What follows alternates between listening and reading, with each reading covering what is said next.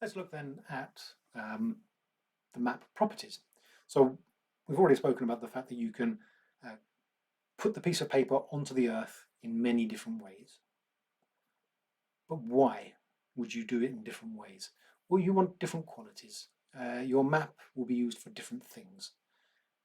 So what is the purpose of your map? What is the intended use of the map? Who might be using it and for what reason?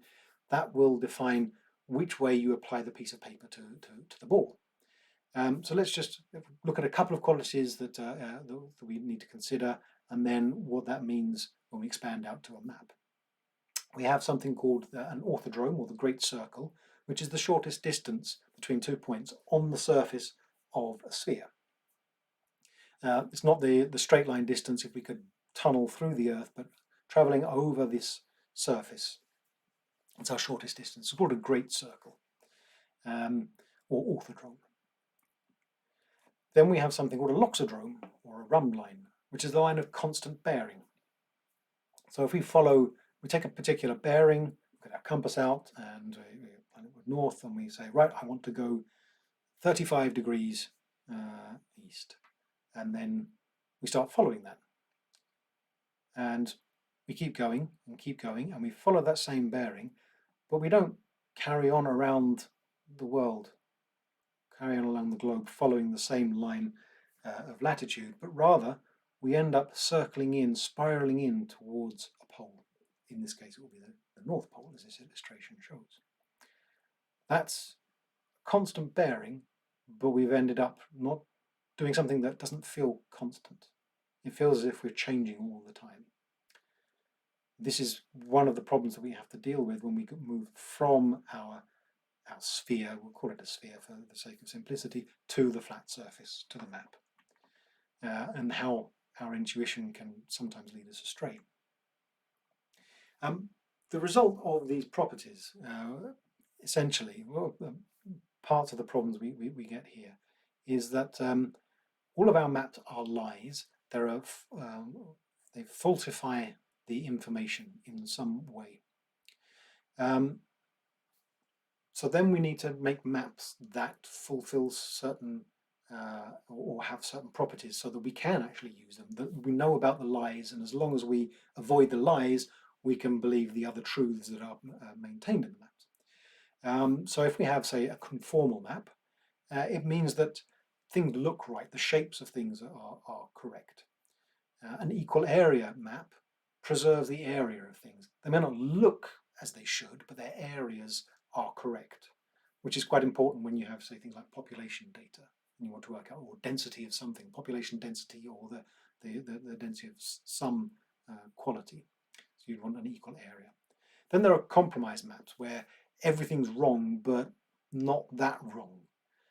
Why would you want this? Well, these are more for illustration or transference of illustration or understanding, rather than doing calculations required for, say, navigation or GIS or something like that. Compromise maps are fine for displaying information. Then we have things like equidistant, so that we can get the distance between points, so we can work out how far it is. These are going to vary. It depends on your projection, and it's not going to work across the entire map usually.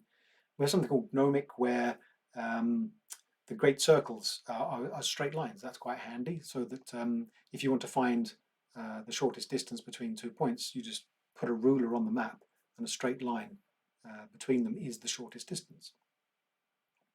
The azimuthal projections, which tend to be these conic ones, the central point, the direction there, the bearing, is going to be correct. We have lots of these different qualities that we can mix and match, but we can never get everything all in one. That's just something we have to live with. So how do we illustrate this? To illustrate the problems, especially with area, but also with the distortion in terms of preservation of shape, we can use something called Tesol ellipses. So these are what should be circles if they're applied to a globe, a true globe. But then when we project that globe onto a flat surface, such as the computer screen here, they become distorted. So they should be circles of the same size, all of equal size and all circular, round. So here we've projected the whole Earth using something called ETRS 89 Lambert's equal areas.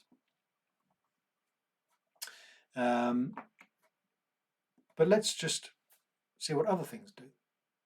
A simple projection, which isn't really a projection, would be to say, we'll take longitude and latitude, which are in degrees, these angular measurements, and we'll just say, well, instead of it being an angle, it's a linear distance. So if we were to take the WGS84 longitude and latitude and just call them X and Y and plot that, you get this map. Now that's not entirely unfamiliar. And it sort of works.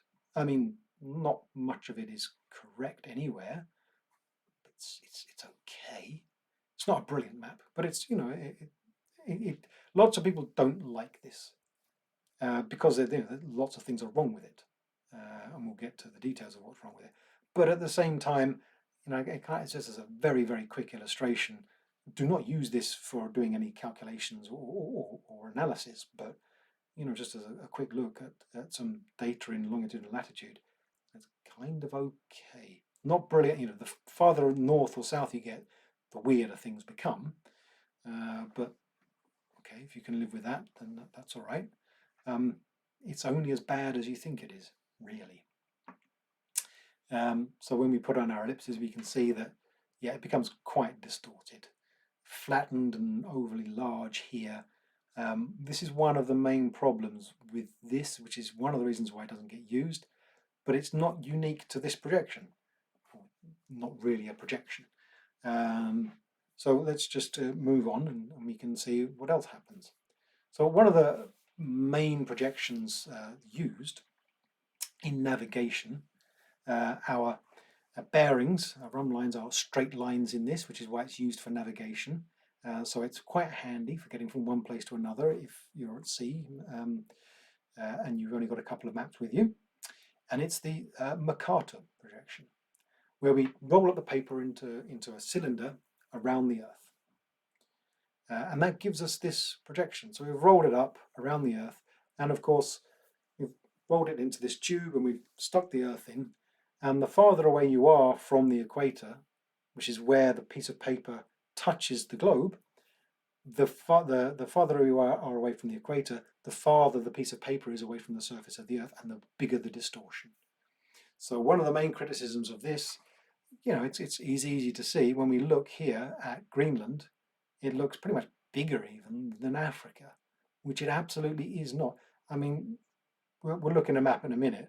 Africa is huge, Greenland isn't. Antarctica looks, it is big, but this is something of an exaggeration. So this is a problem. People have criticised this map because they think of it as being a sort of a relic from the colonial era where the northern countries were trying to make themselves look bigger than the dominated, more southerly countries.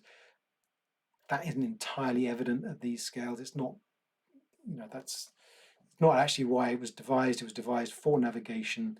But sure, we can buy that argument. But whatever your argument against it is, or your reason for thinking it is true that the areas are massively distorted, and so you can't really use this for doing anything where you need the correct area. So other people have suggested that we use an equal area map. This is when we're talking about displaying maps for the entire world as well. And yes, we can use something called, say, the Gall-Peters map, or Gall-Peters projection. And in this, the areas are correct. It's an equal areas. So the area on the globe equals the area on our map. And as we can see, Greenland has got its right size. It is much smaller than Africa, this huge continent. Really, the whole of the US fits into the Sahara Desert. That's how big it is. It's enormous. So we've had this distortion has now been removed, but everything looks weird. It's kind of drawn out and squashed at the top, and yeah, sure, the areas are fine, but it doesn't really look much like the Earth we know, or at least familiar with. So other people have decided to change that and do one of these compromise things.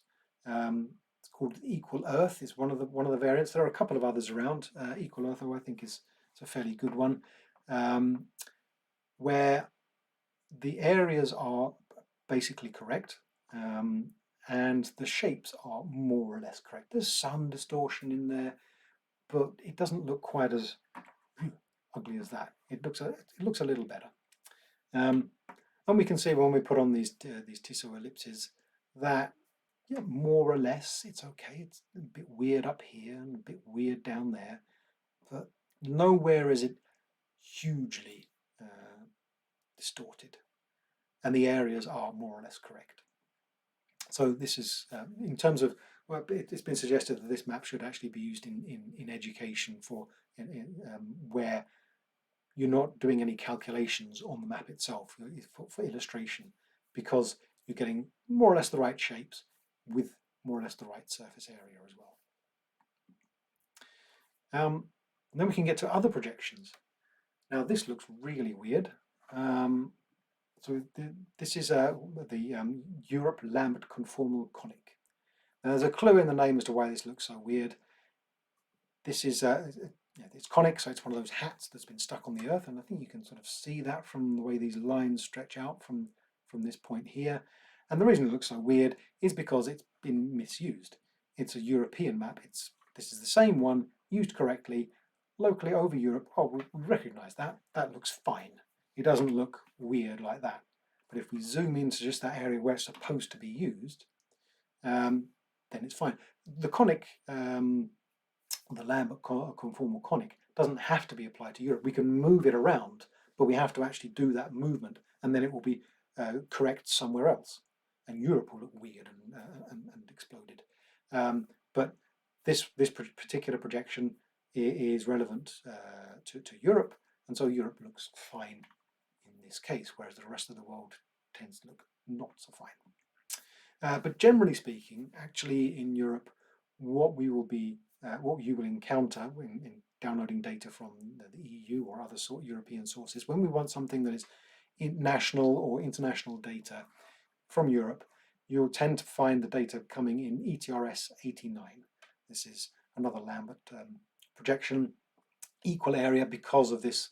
We're zoomed in enough so that the distortions become less, and equal area because quite often that is a relevant quality to have. And maybe we're not really using this for navigation anymore. This is more about calculations and displaying data correctly so that we get the right impression of how dense population or wealth or any other things are.